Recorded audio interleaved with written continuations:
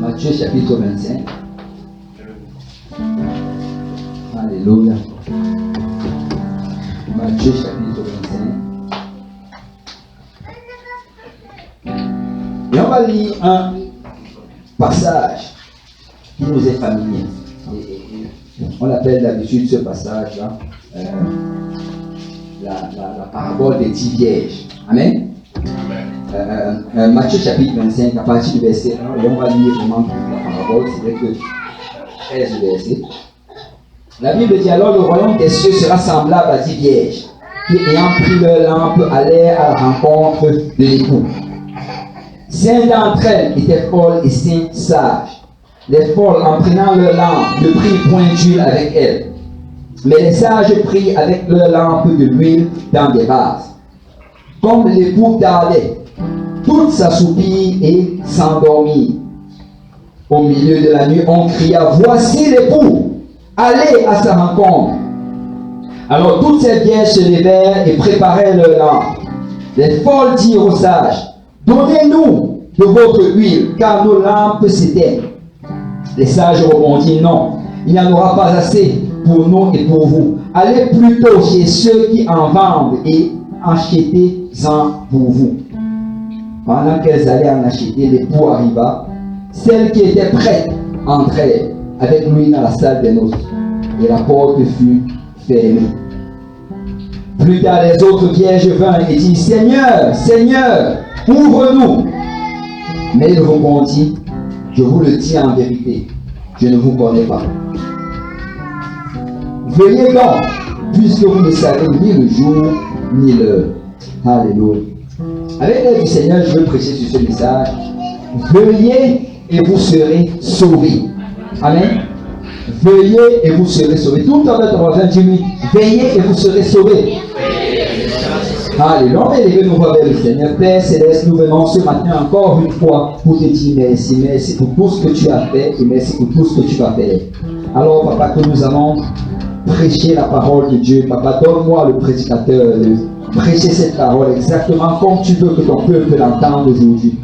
Donc, tous ensemble ici, d'avoir une oreille attentive et un cœur réceptif, afin que cette parole trouve une place fertile dans notre cœur et produise du fruit qui nous mène jusqu'à la vie éternelle.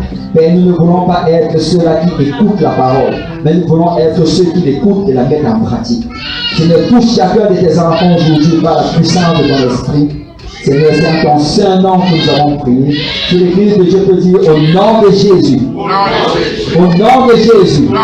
Si on peut battre le nom pour le Seigneur, alléluia. Alléluia, alléluia. Si on peut vraiment battre le nom pour le Seigneur, alléluia. Alléluia. Alléluia. Gloire au nom du Seigneur. Gloire au nom du Seigneur. Et vous pouvez vous asseoir dans la présence du Seigneur. Alléluia. Alléluia. Gloire au nom du Seigneur. Vous savez, la façon comment on comprend une parabole va influencer nos attentes. Amen. Tu sais, ton interprétation, ta manière de percevoir la parabole va réellement influencer ton attente. Dans la parabole du semeur, tu vois, certains interprètent cette parabole comme suit. Bon, il faut d'abord que je pose la question: est-ce qu'il y a des gens qui connaissent la parabole du semeur? Bon, juste la moitié de l'église. Ça veut dire que le reste ne lit pas sa Bible. La parabole du semeur. Vous savez, si je dois encore raconter cette parabole, c'est qu'au lieu de sortir dans 40 minutes, on va sortir dans 1h30. Alors, s'il vous plaît, lisons notre Bible. Amen. La parabole du semeur, c'est cette parabole où le Seigneur parle de cet homme qui avait la semence et il a jeté la semence sur plusieurs terres. Peut-être vous ne connaissez pas le nom, mais est-ce que vous connaissez cette histoire? Voilà, maintenant c'est 75% de l'église.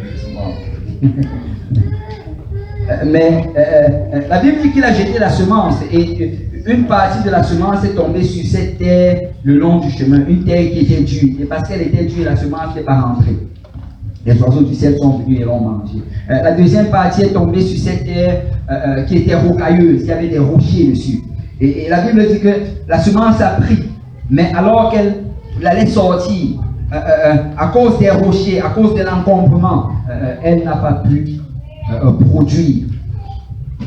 La troisième partie est tombée sur cette terre-là où il y avait des épines. La semence a pris, en fait, elle a même commencé, le bourgeon sortait. Mais à cause des épines et à cause de toutes ces plantes autour, elle n'a pas pu survivre. Mais la quatrième semence est tombée sur une terre fertile. Et cette terre a produit du fruit. Amen. Et souvent, la manière classique d'interpréter cette parabole, c'est qu'il n'y a qu'une terre qui est fertile. Il n'y a qu'une terre qui va produire. Et ce qu'ils vont souvent dire derrière cela, c'est qu'une personne sur 4 va être sauvée. Je ne sais pas s'il y a des gens qui ont déjà entendu enseigner sur cette parabole. C'est ça. Une personne sur 4, wow, c'est bizarre, c'est comme si je suis en train de prêcher à des hindouistes, des gens qui n'ont jamais entendu la parole de Dieu. Parce que cette parabole, je crois que si vous êtes dans l'église depuis un bout de temps, vous devez déjà l'avoir entendu parler. Amen. Amen. Est-ce qu'il y a des gens qui ont déjà entendu cette parabole? Amen. Gloire à Dieu. Donc peut-être, je sais, parce que les gens sont endormis. La Bible dit veillez et vous serez sauvés. Amen. Donc veille. La manière dont on l'interprète réellement, c'est que une seule terre sur 4 est bonne. Qu'une seule terre sur 4 va être sauvée. Mais ce n'est pas une bonne manière de l'interpréter. Parce que quand tu regardes cette parabole, en fait, le problème réellement, ce n'est pas la terre. Amen. Le problème, ce n'est pas la terre. Cette terre-là, où la semence n'est pas rentrée, c'est s'il y avait quelqu'un pour travailler cette terre, pour la labourer, pour la tourner, la semence allait rentrer. Cette terre où il y avait les rochers, s'il y avait des gens, des travailleurs qui allaient venir enlever les rochers, elle allait produire.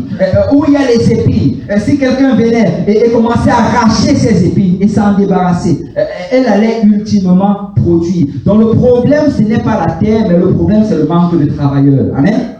Et quand tu écoutes cette parabole, ta conclusion, ça ne doit pas être il n'y a qu'une personne sur 4 auxquelles je vais parler qui vont être sauvées, mais ta conclusion c'est il y a 3 types de personnes sur lesquelles je dois travailler dur. Amen.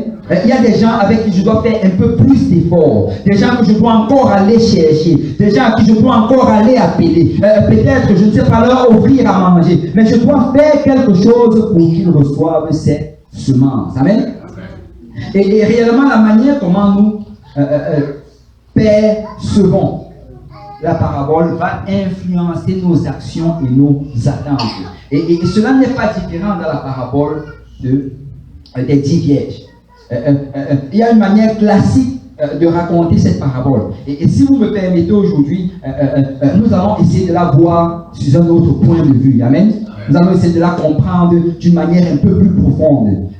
Nous allons la comprendre avec les yeux de la grâce. Amen. Amen. Avec les yeux de la grâce. Regardez. La Bible nous parle de ces 10 vierges. Et quand tu regardes, en fait, premièrement, on te dit qu'il y avait 10 vierges. Que tout le monde dit 10 vierges. Quand tu dis la première chose que tu dois saisir là-dedans, c'est qu'on te parle de 10. Amen.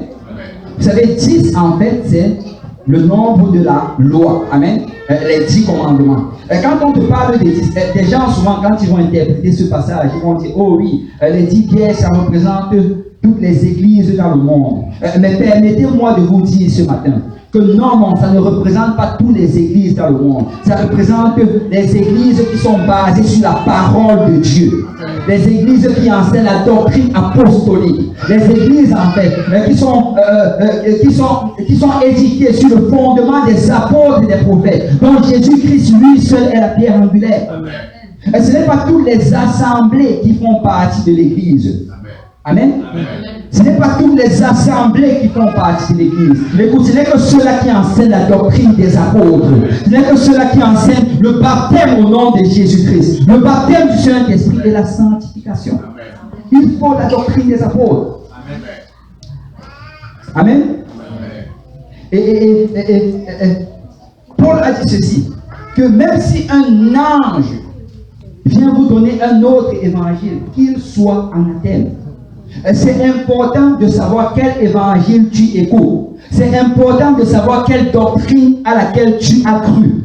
Ce n'est pas toutes les doctrines qui vont t'amener au ciel. Ce n'est pas tous les enseignements qui vont t'amener au ciel. Ce n'est que l'enseignement apostolique. Et quelqu'un doit se décider ce matin. Je sais qu'il y a beaucoup de personnes, et j'espère que ça n'arrive pas ici. Des gens qui sont à l'église et qui vont entendre la doctrine apostolique, mais pendant la semaine, ils vont entendre toute autre forme de cochonnerie à l'extérieur. Écoute, garde tes oreilles pour la doctrine des apôtres. Garde ton cœur pour l'enseignement des apôtres. Ne permets à rien d'autre d'y entrer. Amen. Et c'est important en fait de répondre à cette doctrine. Amen. Vous savez, nous sommes une église qui est basée sur l'enseignement des apôtres. Amen. Ce que nous enseignons ici, chaque dimanche, chaque jeudi, ce n'est pas le discours d'un politicien. Ce que nous enseignons, ce n'est pas une lecture dans une université, mais nous enseignons le discours de la parole de Dieu. Nous prêchons la Bible. Et tu sais, la Bible dit que quand sa parole est prêchée, si quelqu'un veut la recevoir, il faut qu'il réponde à cette parole. Tu dois dire Amen à la parole de Dieu. C'est un problème quand quelqu'un est plus excité par rapport à la louange qu'à la parole de Dieu. La louange, réellement, vous savez, la louange, c'est bon. Mais ça ne va pas faire la même chose que la parole de Dieu va faire dans ta vie. Parce que le pouvoir de la vie et de la mort se trouve au bout de ta langue. Si tu veux que ça arrive, tu dois apprendre à dire Amen. Nous ne sommes pas à l'école ici où je me lève et je lis un livre. Je suis en train de parler de la parole de Dieu. Amen. Amen. Et c'est vraiment important comment nous répondons à cela. Mais regardez ceci. La Bible parle des vierges. Amen. Pourquoi vierge? Vierge, ça fait référence à la sanctification. Que tout le monde dit sanctification. Il est en train de parler de ces personnes-là, et je vais le répéter. Il ne parle pas de l'église ou bien des assemblées dans le monde. Il parle de ces assemblées-là qui croient et prêchent la doctrine des apôtres, mais également qui vivent dans la sanctification. Elles doivent être vierges, elles doivent être pures. La Bible dit ceci: recherchez la paix et la sanctification sans laquelle nul ne verra le Seigneur. Si tu vas voir le Seigneur un jour, ça prend que tu recherches la sanctification. Si tu vas voir le Seigneur un jour, ça va prendre qu'à un moment tu commences à obéir au principe de la sanctification. C'est le seul moyen de le voir. Il n'y a pas d'autre moyen. Tu sais, dans Psaume 93, verset 5, la Bible dit: la sainteté convient à ta maison. La sainteté convient à ta maison. Dieu veut que sa maison soit sainte. Et si tu continues, regarde, la Bible dit toujours dans ce même passage, même verset: ô Éternel, pour toute la durée des temps. Et il y a des gens aujourd'hui qui disent que non, la sainteté c'était pour le passé. Le Seigneur dit pour toute la durée des temps.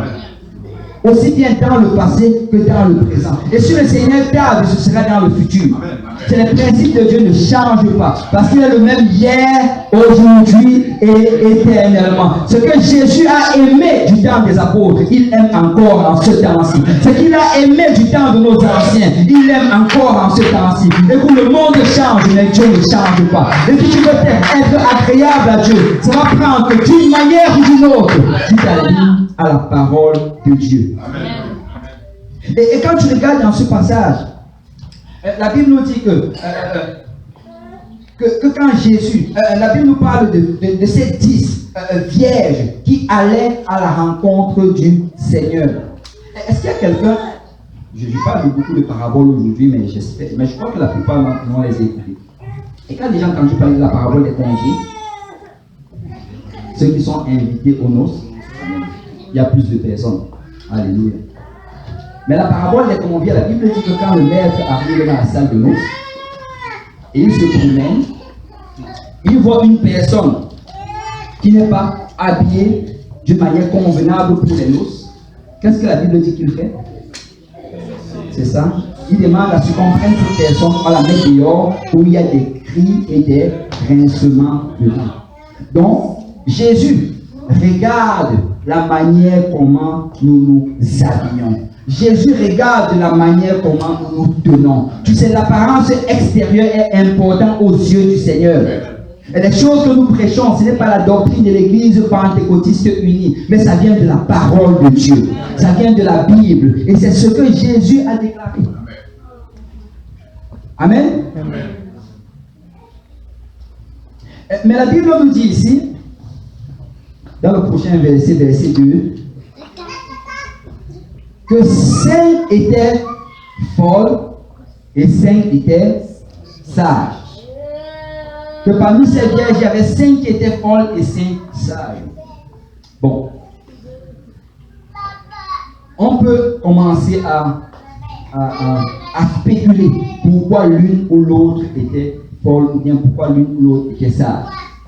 Mais permettez-moi de vous dire ce matin que leur folie et leur sagesse, ce n'était pas sur la base de leur quotient intellectuel, ce n'était pas sur la base de leur intelligence ou bien de leur capacité. Parce que le prochain verset nous dit exactement pourquoi certaines étaient appelées folles et pourquoi d'autres étaient appelées sages. Verset 3 dit: les folles, prenant leur lampe, ne prient point d'huile avec elle. Quelqu'un dit huile. Mais les sages prient avec leur lampe de l'huile dans des vases. Pourquoi est-ce que Dieu regarde un groupe et il dit vous êtes folles, et puis il regarde l'autre groupe et il dit vous êtes sages? Ce n'est que par rapport à l'huile. Est-ce que quelqu'un réalise ici que Dieu n'est pas impressionné par nos diplômes? Dieu ne nous classe pas en fait sur la base de nos habiletés intellectuelles. Dieu ne dit pas, ok, bon, ça c'est un actuel, il va s'asseoir au premier banc. Et lui, il n'a pas fini l'école, il va s'asseoir au dernier banc. Ce n'est pas comme ça que Dieu voit les choses. Dieu ne dit pas, ok, elle est allée à l'école, alors je vais l'utiliser puissamment. Et elle n'est pas allée à l'école, bon, elle va juste balayer l'église. Ce n'est pas comme ça que Dieu voit les choses. En fait, la seule chose que Dieu regarde, c'est est-ce que tu as de l'huile ou bien est-ce que tu n'as pas de l'huile? Est-ce que tu es rempli d'huile ou tu n'es pas rempli d'huile? C'est la seule chose que Dieu regarde. Parce que laissez-moi vous dire que la Bible dit que notre capacité vient de l'Éternel. Même si tu n'es pas capable, si tu as de l'huile, Dieu va te rendre capable.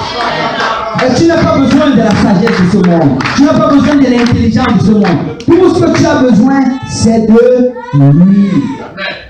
Et la Bible dit que celle qui était sage avait de l'huile et celle qui était folle n'avait pas d'huile. Et je crois que nous sommes tous d'accord aujourd'hui que l'huile c'est le Saint-Esprit. Amen. Amen. L'huile c'est le Saint-Esprit. Et la Bible, le Seigneur, quand il les a regardés, la Bible dit qu'ils avaient de l'huile, bien sûr, dans leur lampe. Mais il y avait un groupe qui avait en même temps de l'huile dans la lampe, mais également de l'huile dans des vases. C'est ça, lisez votre Bible. Il avait l'huile dans la lampe, mais il avait également de l'huile dans les vases. Donc, la différence réellement, ce n'était pas l'huile, mais c'était la quantité d'huile. La différence réellement, ce n'était pas l'huile, mais c'était la réserve d'huile. Tu sais, l'huile, comme j'ai dit, ça représente le Saint-Esprit. Quand nous sommes venus au Seigneur, nous avons tous reçu le Saint-Esprit. Amen. Mais tu sais, alors que nous marchons avec le Seigneur, notre huile est consumée. Mais maintenant, la différence qui se trouve, c'est entre ceux-là qui renouvellent leur huile et ceux-là qui sont en train de vivre juste sur une petite portion d'huile. Regardez ceci. Dans le livre de Actes chapitre 4, la Bible nous dit en fait que les apôtres étaient persécutés. Et on les a pris, on les a fouettés et on leur a menacé que ne prêchaient plus la parole de Dieu, ne parlaient plus de Jésus. Mais la Bible dit qu'après cela, ils sont rentrés, ils se sont réjouis. Parce qu'on les a traités comme on avait traité le Seigneur Jésus. Mais après avoir fait cela, c'est malgré cela, ils avaient quand même la peur dans le ventre. Parce que, écoute, tu peux dire que tu veux voir le Seigneur, mais tu as quand même peur de mourir. Amen. Et la Bible dit qu'ils sont retournés ensemble. Qu'est-ce qu'ils ont fait? Ils ont commencé à prier ensemble. Et regardez, Actes chapitre 4, verset 31. Quand ils eurent prié, le lieu où ils étaient assemblés trembla. Ils furent tous remplis du Saint-Esprit et ils annonçaient la parole de Dieu avec assurance. C'est la manière comment tu vas remplir ton vase, c'est pas la prière. La manière comment tu vas remplir ton vase, c'est par une relation avec le Seigneur. De passer du temps intime avec le Seigneur. Vous savez, on peut tous se regarder aujourd'hui. Et nous tous, on a la lumière. La lumière du Seigneur s'abrite. Mais on n'a pas tous notre vase rempli au même niveau.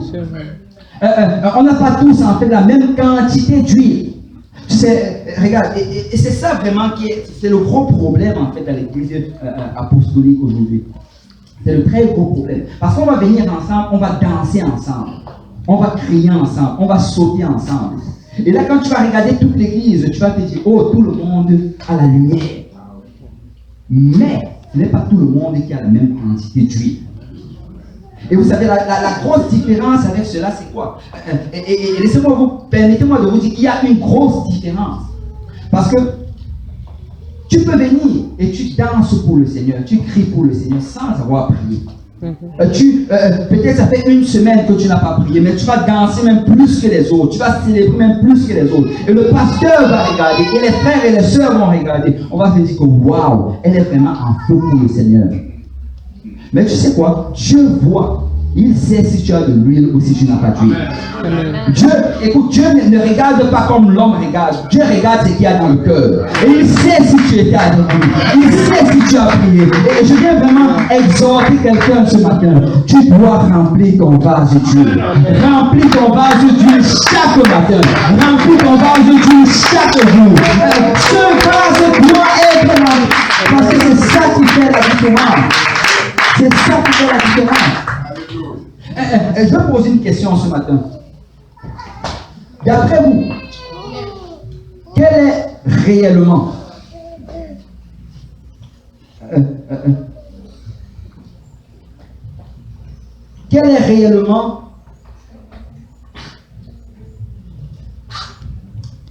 la claire différence entre ceux-là qui sont remplis d'huile et ceux qui ne l'est pas?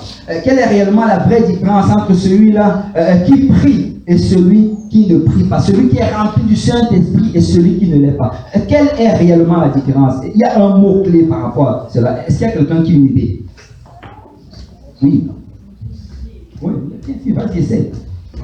Un mot, c'est un seul mot-clé. Amen, c'est ça, c'est en fait la persévérance. Le mot que j'ai cherché, c'est la persévérance. C'est la même chose. Parce que quand tu regardes réellement, les deux groupes avaient de l'huile. Amen. Les lampes brillaient de la même manière. Mais avec le temps, celui qui avait son vase rempli pouvait renouveler et l'huile et la lampe allait continuer à briller. Mais l'autre qui n'avait pas de réserve d'huile, à un moment, son feu allait s'éteindre. Donc on peut danser de la même manière, on peut crier de la même manière, on peut célébrer le Seigneur de la même manière. Mais écoute, si tu n'as pas de réserve d'huile, à un moment ton feu va s'éteindre. Les gens qui rétrogradent, ce sont des gens qui ne prient pas. Les gens qui abandonnent le Seigneur, c'est ceux qui n'ont pas de vie de prière. Tu dois t'assurer d'avoir une vie de prière. Tu dois t'assurer de passer du temps avec le Seigneur. Écoute, ceci n'est pas un jeu. Ça dépend de ta vie éternelle. Vous savez, c'est encombrant de se promener avec un vase d'huile. C'est encombrant. C'est dérangeant. Écoute, les autres, elles se sont dit, pourquoi m'encombrer avec cela? Pourquoi porter ce gros vase d'huile en marchant? Ma lumière brille comme leur lumière. Il n'y a pas de différence entre nous. Mais laisse-moi te dire que le temps va révéler la différence. Amen. Tu as intérêt à prier. Amen. Prie, même si c'est dérangeant de prier. Lève-toi le matin, prie. Prie, passe du temps avec le Seigneur. Trouve du temps. Tu sais, on a eu les Allemands qui sont venus et ils ont conseillé nos jeunes. Et ils ont traversé ce que beaucoup traversent aujourd'hui.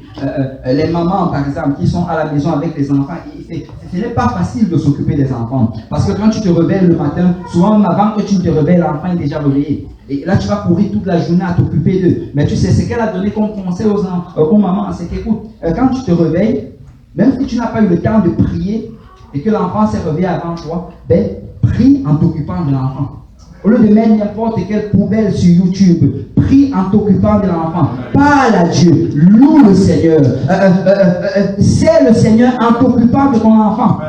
Mais tu sais, dès la moindre opportunité que tu as, qu'ils sont en train de dormir, la moindre occasion qu'ils te laissent tranquille, ce n'est pas le moment de commencer à aller regarder tout genre de vidéos ou bien d'appeler n'importe qui pour faire le commérage. C'est le moment de passer un temps seul avec le Seigneur.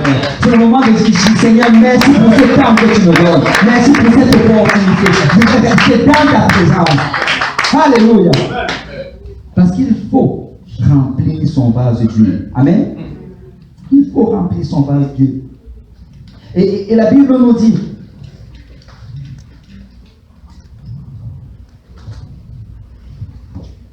que l'une, elle avait de l'huile, l'autre n'avait pas. Et en passant, si tu es ici ce matin et tu n'as pas encore reçu le don du Saint-Esprit avec l'évidence de parler en d'autres langues, tu sais quoi? Tu as besoin de cette huile. La Bible dit que ceux qui n'ont pas l'Esprit de Christ ne lui appartiennent pas. Tu dois absolument avoir cette huile. Tu dois absolument avoir le Saint-Esprit. Et juste comme ça, le Saint-Esprit, l'évidence du Saint-Esprit, on entend beaucoup de choses par rapport à ça. L'évidence du Saint-Esprit, ce n'est pas le fruit de l'Esprit. C'est très important qu'on saisisse cela. Je me rappelle, je parlais à quelqu'un. Est-ce que tu as déjà reçu le Saint-Esprit? Oui, parce que j'ai le fruit de l'Esprit. Non, non, non. Ce n'est pas le fruit de l'Esprit. Parce que le fruit de l'Esprit peut être très trompeur. Tu peux croire l'avoir alors qu'en fait tu ne l'as pas. Regardez les lampes. Le fruit de l'Esprit, en fait, dans ce passage, ça représente la lumière. Amen. La lumière qui émanait des lampes. Est-ce que nous sommes d'accord aujourd'hui que tu peux utiliser un autre carburant que de l'huile pour faire briller cette lumière? Amen. Ceux qui sont un peu familiers avec la chimie, tu sais, tu peux aujourd'hui, on utilise la poubelle pour produire du carburant pour la lumière. Donc tu peux mettre même la poubelle dans la lampe et ça va produire la lumière. Donc tu ne peux pas dire, oh c'est parce que je suis joyeux ou c'est parce que je suis bon. Et écoute, cette bonté et cette joie pour provenir d'autre chose que du Saint-Esprit. Parce que la seule évidence du Saint-Esprit, c'est de parler en d'autres langues. La Bible dit, il reçut le Saint-Esprit et se mirent à parler en d'autres langues, selon que l'Esprit leur donnait de s'exprimer. Donc si tu n'as pas encore parlé en d'autres langues, tu as besoin de recevoir le Saint-Esprit avec l'évidence de parler en d'autres langues. C'est la seule évidence. Amen. Et au verset 5, on dit comme l'époux d'Alais. Que tout le monde dise tout s'assoupir et s'endormir. Et au milieu de la nuit, on cria, voici l'époux, allez à sa rencontre. Alors ces vierges se réveillèrent et préparèrent leur lampe. Les folles dirent aux sages, donnez-nous de votre huile, car nos lampes s'éteignent. Les sages répondirent, non, il n'y en aura pas assez pour nous et pour vous. Allez plutôt chez ceux qui en vendent et en achetez pour vous. C'est la Bible dit que comme il tardait, parce que l'époux était en train de tarder, là, elles se sont toutes endormies. Tout le monde, aussi bien les sages que les folles. Et on dit que par la suite, quand finalement il y a le cri qui est sonné, et en passant ce cri, c'est le cri pour l'enlèvement. Parce que la Bible dit qu'au son d'un archange, que le Seigneur Jésus va revenir au son d'un archange. Il y aura un cri qui va retentir. Et dès que ce cri va retentir, l'époux va venir, et là, ce sera les noces. Mais la Bible dit que dès que le cri s'est fait retentir, au milieu de la nuit, et c'est important de saisir ceci. Vous savez, au milieu de la nuit, vous savez, le milieu de la nuit, c'est le moment où tu veux dormir. Amen.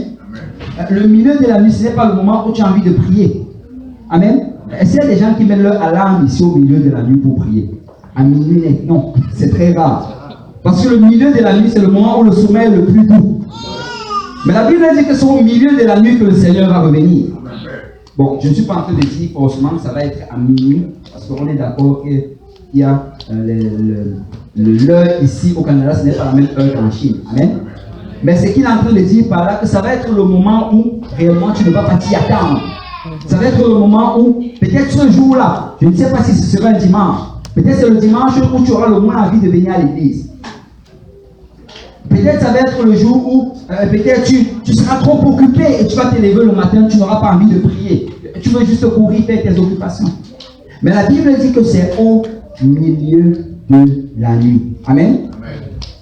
Et la Bible dit que quand on a crié, là, elles se sont réveillées. Toutes se sont réveillées, les sages comme les folles. Et là, elles ont commencé à préparer leur lampe. Et là, les folles disent aux sages, donnez-nous de votre huile, car nos lampes s'éteignent. Mais les sages répondent non. C'est même dans la Bible, il y a non. Amen. Souvent on pense que, bon, comme on est dans le Seigneur, tout ce qu'on va demander, on va juste dire oui. Oh pasteur, est-ce que tu peux me prêter telle chose que le pasteur, parce qu'il est libre? Non, souvent c'est non. Amen. Non. Et la Bible dit ici que les sages se sont retournés. Et la plus sage décision qu'elles avaient à prendre, elles ont pris. Elles ont dit non. Parce que si je donne mon huile, ben, je n'en aurai pas assez pour moi-même. Amen. Et nous devons vraiment saisir ceci. Écoute, tu ne seras pas sauvé par l'huile de quelqu'un d'autre.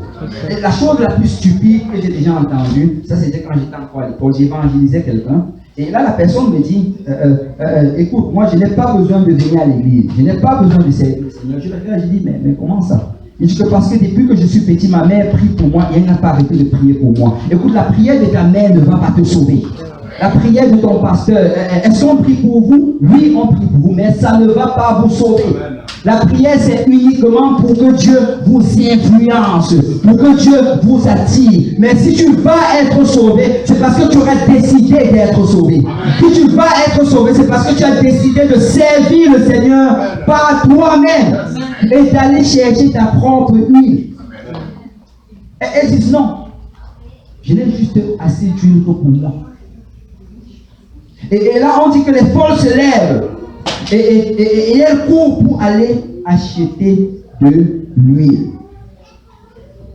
Et on dit, pendant qu'elles allaient en acheter, l'époux arriva, celle qui était prête entrer avec lui dans la salle de noces et la porte fut fermée. Vous savez, souvent quand on lit la Bible, on a souvent tendance à penser qu'on prendrait de meilleures décisions que Jésus.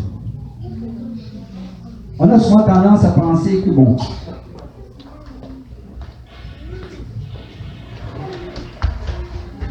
on pourrait faire autrement. Et j'ai déjà entendu quelqu'un me dire, oui, mais ce que le Seigneur dit là, je trouve que c'est trop dur. Mais c'est dur. Comment est-ce qu'il peut faire une chose pareille? Vous savez, souvent on peut penser qu'on est plus bon que celui qui est bon. Amen. Pourquoi est-ce qu'il ferme la porte? Elle manquait juste d'huile. Mais elles allaient courir juste en chercher. Seigneur, donne-leur juste encore 10 minutes, Seigneur. Et c'est souvent notre manière de penser. Mais on doit comprendre en fait que quand Dieu juge, son jugement n'est pas basé sur un acte ponctuel. Souvent nous voulons juste juger sur la base ponctuelle. Quand Dieu juge, il regarde toute ta vie. Quand Dieu juge, il regarde hier, il regarde avant-hier. Quand Dieu juge, il regarde tes motivations. Il regarde tout ce que tu faisais pendant tout ce temps-là. Vous savez, on regarde, on dit oui, mais donnons-leur assez de temps pour aller chercher. Le Seigneur dit qu'elle pouvait aller chercher de l'huile depuis. Elle pouvait aller chercher de l'huile depuis. Il y a des gens, quand j'enseigne des études bibliques, quelqu'un me dit, oh oui, mais si on se retrouve dans un désert et qu'il n'y a pas d'eau, il y a juste un verre d'eau.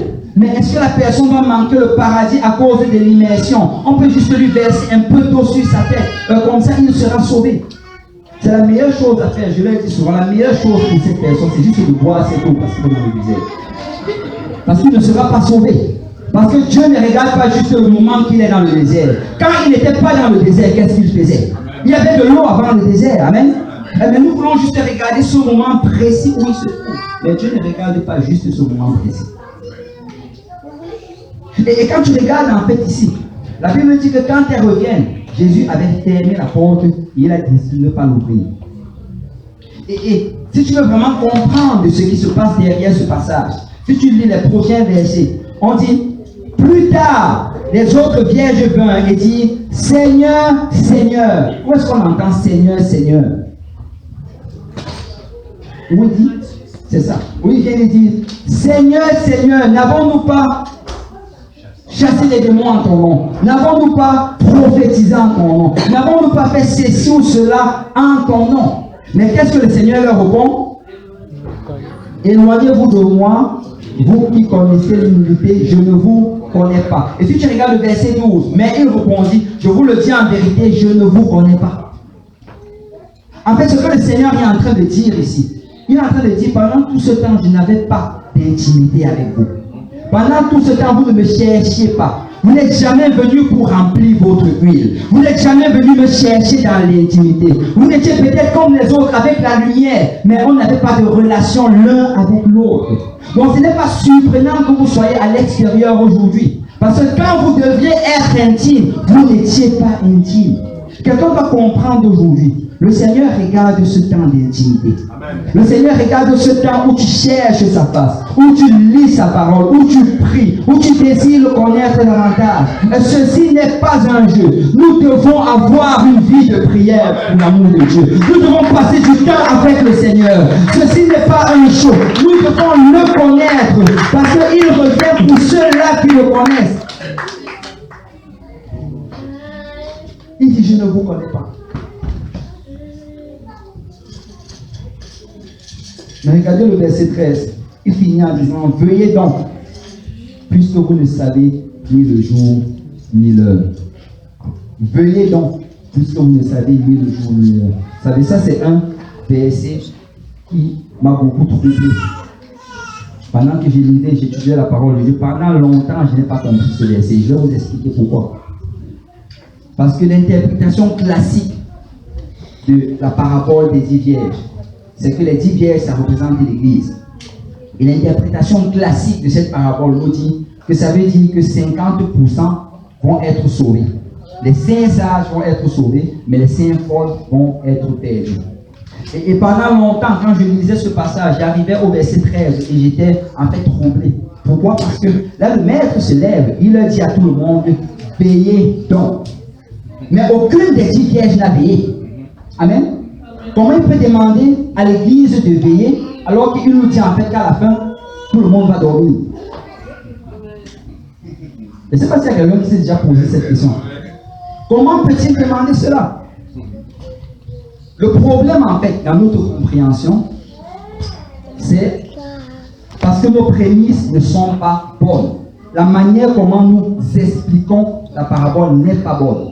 Vous savez, dans ce passage, les 10 vierges, ce n'est pas l'épouse. Et on doit vraiment comprendre ceci. Le Seigneur n'a jamais utilisé le nombre 10 pour décrire son épouse. C'est toujours 7. Parce que 7, c'est le chiffre qui montre l'entièreté. Que c'est complet, son église en entier. Dans le livre d'Ésaïe, il nous parle de 7 femmes. Dans le livre d'Apocalypse, il nous parle de 7 chandeliers. Et il n'y a que 7 qui représentent en fait une seule épouse. Les 10 vierges ne sont pas l'épouse. Et autre chose, deuxième chose, dans ce passage en fait, dans le livre de Matthieu, les apôtres n'avaient pas encore la révélation de l'église comme épouse. Cette révélation a été donnée plus tard par la bouche de l'apôtre Paul. En ce moment, il n'avait jamais entendu que l'église c'est l'épouse de Christ. C'était une révélation qu'il connaissait. Et quand Jésus enseignait cette parabole, il n'était pas en train de pointer vers l'église comme épouse. Ce n'était pas ça le but de la parabole. Et je vais bien m'expliquer. Souvent, quand on explique aussi, on pense que le personnage, les seuls personnages, c'est vraiment juste les 10 vierges et l'époux. Mais quand tu regardes, il y a d'autres personnages. Il y a l'époux, il y a les 10 vierges, il y a celui qui crie, et j'en ai parlé tantôt, c'est l'âme, mais également ceux qui vendent de l'huile. On manque souvent celui-là. Il y a ceux qui vendent de l'huile. Amen. Et quand tu regardes en fait, qu'est-ce qu'on nous dit? C'est que les 10 vierges étaient en train d'aller vers l'époux. Et pour comprendre ceci, il faut que tu rentres en fait dans comment est-ce qu'un mariage se passait en Israël. Le mariage en Israël dans ce temps-là avait 2 parties. La première partie, c'était quand l'époux se levait avec les garçons d'honneur ils allaient aller avec d'autres personnes aussi, mais je parle juste des personnages principaux, avec les garçons de l'heure, ils allaient aller vers la famille de la mariée. Et quand ils allaient entrer dans la maison de la mariée, ils allaient célébrer le mariage. Et après avoir célébré le mariage, l'époux maintenant allait reprendre son épouse avec les garçons d'honneur et ceux qui l'accompagnaient. Il allait retourner vers sa maison. Et en retournant vers sa maison, il y avait des gens qui les attendaient déjà dans sa maison. Et ceux qui les attendaient, ils les attendaient pour leur faire ministère, pour leur faire service. Et parmi ceux qui les attendaient, ben, il y avait des jeunes filles qui allaient aider l'épouse. Donc, elles, en fait, elles attendaient pour aider l'épouse. Donc, quand on nous parle des 10 vierges ici, on ne fait pas référence à l'épouse, mais on fait à celle-là qui devait aider l'épouse. En fait, dans ce passage même, on ne parle même pas de l'épouse. Jésus n'a même pas mentionné l'épouse. Ce qu'il était en train de pointer, c'était autre chose que l'épouse. Et je vais bientôt y arriver. Regardez ceci. On nous dit que quand il arrive, qu'est-ce qui se passe? Ben, les 10 vierges qui attendaient depuis que le mari arrive avec son épouse, ben, à force d'attendre, elles ont commencé à s'endormir. Et là, alors qu'elles dormaient, quand l'époux arrive, d'habitude quand l'époux allait arriver, il y a un des garçons d'honneur qui allait courir en avant pour annoncer: l'époux s'en vient, soyez prêts. Et là, quand l'époux s'en vient et le garçon d'honneur court et vient, l'époux s'en vient. On dit que là, toutes les 10 vierges se réveillent et là, elles commencent à essayer d'apprêter pour être prêtes pour que l'époux vienne avec son épouse. Mais ces réalisent qu'elles ne sont pas prêtes. Elles n'ont pas d'huile. Et là, les voilà maintenant qui cherchent à trouver de l'huile. Et la Bible nous dit qu'elles se lèvent et elles partent chercher de l'huile. Ce qu'on doit comprendre dans ce passage, c'est que quand Jésus est en train de dire veillez, en fait, il est en train de faire référence au fait qu'il y a d'autres personnes qui étaient éveillées dans cette histoire. Tu sais, si tu veux y arriver, tu dois faire partie de ceux-là qui sont éveillés. Amen. Tu sais, quand il raconte l'histoire, si tu essayes juste de rester dans les 10 vierges, ben, qu'est-ce qui va se passer? C'est que tu es en train de réduire tes chances d'être sauvé. Tu te dis, je vais être parmi ces 50% de personnes qui vont être sauvées. Je veux en fait que mon salut soit comme au pile ou face. Parce que réellement, c'était le cas des 10 vierges. Mais Jésus n'est pas en train de pointer vers les 10 vierges quand il est en train de parler. Parce qu'il y avait d'autres personnages dans cette histoire. Et le personnage qui avait dans cette histoire, ce sont ceux-là qui vendaient de l'huile. Amen. Vous savez qu'on parle de ceux qui vendent de l'huile. Ceux qui vendent de l'huile, en fait, l'huile c'est quoi? Amen. Ceux qui vendent de l'huile, ce sont ceux-là qui prêchent la parole de Dieu.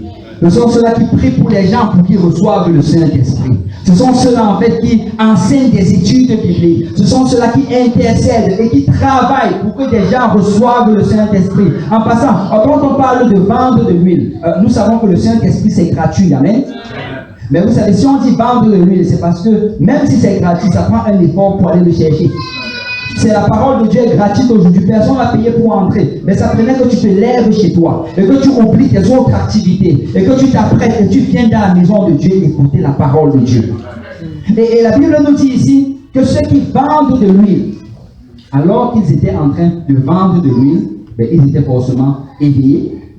Mais les 10 vierges qui attendaient juste dans la maison de l'époux, ils attendaient juste le retour de l'époux. La Bible dit que tous se sont endormis. Vous savez, c'est dangereux quand nous sommes inactifs dans le Seigneur. C'est dangereux quand nous sommes dans cette place où nous voulons juste attendre et attendre et attendre. Vous savez, le reproche qu'on va faire à ces 10 vierges, en fait, à toutes les 10 vierges, mais principalement à celles qui sont perdues. Le reproche qu'on va faire au Saint Paul, c'est qu'au lieu d'être en train d'attendre, elle devait s'occuper. C'est qu'il y avait des choses à faire. Tu aurais pu prendre cette huile, peut-être aller acheter de l'huile en extra et commencer à vendre de l'huile. Amen. Tu devais peut-être faire des business spirituels. Et en passant, quand tu regardes tout ce passage, Matthieu chapitre 25, le prochain passage, est-ce que quelqu'un peut deviner c'est quelle parabole qu'il raconte? La parabole des talents. Dans ce passage, il ne fait pas référence à l'épouse, il fait référence aux ouvriers. Parce qu'en même temps, nous sommes l'épouse, mais nous sommes les ouvriers avec Christ. Amen. Et là, ce qu'il est en train de dire ici dans cette parabole, même dans la parabole des talents, quand il vient le reproche qu'il fait au dernier, c'est que mais pourquoi tu as juste gardé ce que je t'ai donné? Pourquoi tu ne l'as pas pris et tu allais le multiplier? Parce que si tu le multipliais, tu allais avoir une récompense. Mais parce que tu n'as rien fait, tu es perdu. Et nous devons vraiment saisir cela. C'est si tu restes inactif, tu vas mourir. Si tu restes inactif, ton feu va s'éteindre. Tu dois faire quelque chose pour le Seigneur. Tu dois t'investir dans la business spirituelle. Tu dois acheter de l'huile et tu dois vendre de l'huile. Ça va être le seul moyen comment tu vas rester éveillé. C'est le seul moyen de rester éveillé. Elles se sont levées. Elles sont allées pour acheter de l'huile. Mais la Bible ne nous dit pas qu'elles sont revenues avec de l'huile. Amen. Parce que laisse-moi te dire que dès que cette trompette va sonner, on arrête de vendre de l'huile. Je dois aller fêter au ciel. Amen. Dès que la trompette sonne, je ramasse tout mon huile, je mets dans ma lampe et je vais au ciel. Alléluia. Donc maintenant, c'est le moment d'acheter de l'huile. Maintenant, c'est le moment de servir le Seigneur. Et je viens vraiment exhorter quelqu'un ce matin. Si tu vas rester éveillé, tu dois vendre de l'huile. Si tu vas veiller, il faut que tu vendes de l'huile. C'est le seul moyen d'y arriver. Il n'y a pas de... Si tu restes assis, tu vas dormir.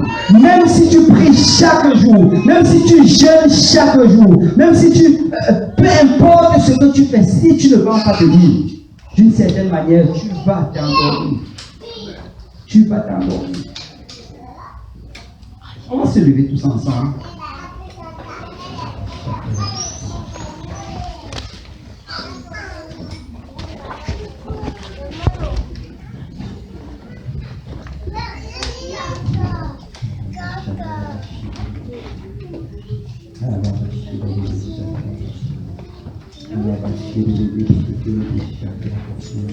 Je veux être parmi ceux qui vendent de l'huile. Je veux être parmi ceux qui vendent de l'huile. Mon salut en dépend. Il n'y a pas d'autre moyen. Oh Seigneur, donne-moi Seigneur de vendre cette huile. Donne-moi Seigneur d'en acheter en abondance. Pas juste assez pour moi-même, mais avoir assez Seigneur pour en vendre. Afin que quand tu reviens, je sois éveillé. Afin que quand tu reviens, Seigneur,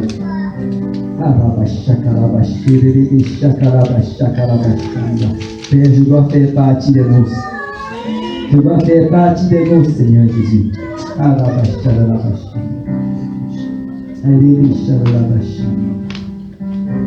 Dans Luc chapitre 12, verset 35, Jésus parle encore de la même chose.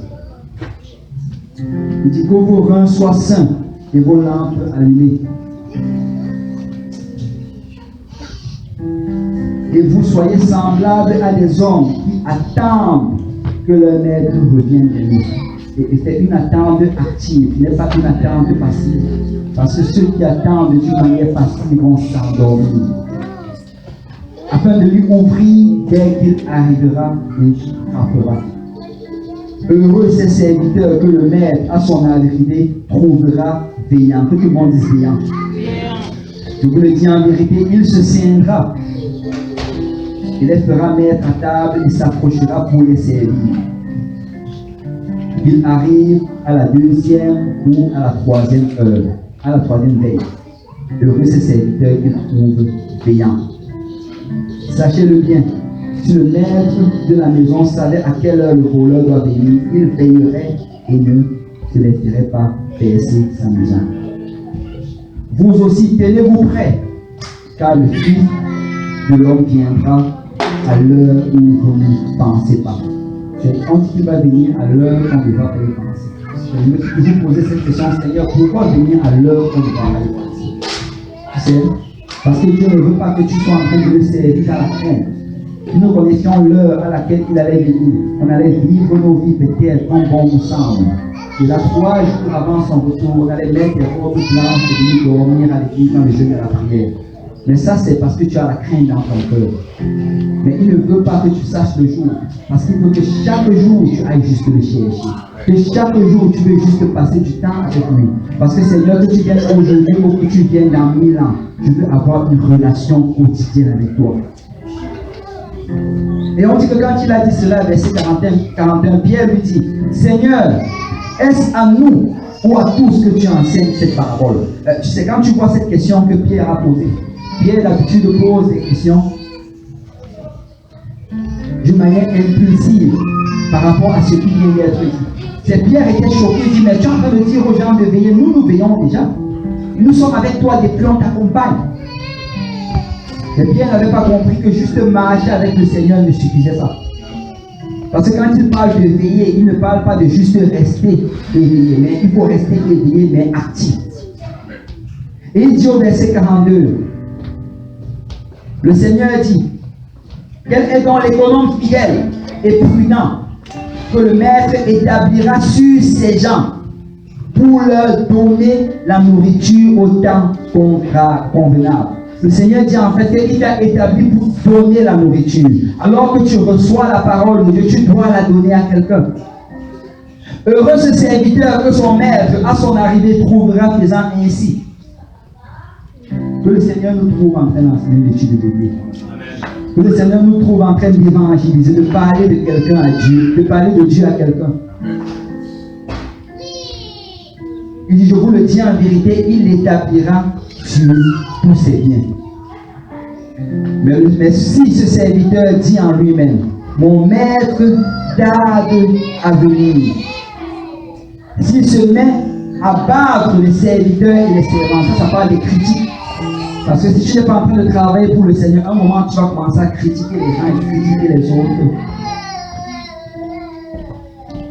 À manger, à boire et à s'enivrer, juste vivre selon les passions de ce monde. Le maître de ses serviteurs viendra le jour où il ne s'y attend pas, et à l'heure qu'il ne connaît pas, il le mettra en pièces et lui donnera sa part avec les infidèles. Le serviteur qui, ayant connu la volonté de son maître, n'a rien préparé et n'a pas agi selon sa volonté, sera battu d'un grand nombre de coups. Mais celui qui, ne l'ayant pas connu, a fait des choses dignes de châtiment, sera battu de peu de coups. On donnera beaucoup à qui l'on a beaucoup donné. Enfin, on demandera beaucoup à qui l'on a beaucoup donné, et on négligera davantage à celui à qui l'on a beaucoup confié. Je viens de dire à quelqu'un ce matin, nous avons beaucoup reçu du Seigneur. Nous avons tellement reçu. Vous savez, la quantité d'enseignement, la quantité, le niveau de prédication que nous avons. Je crois que nous n'avons pas d'excuses pour ne pas servir le Seigneur.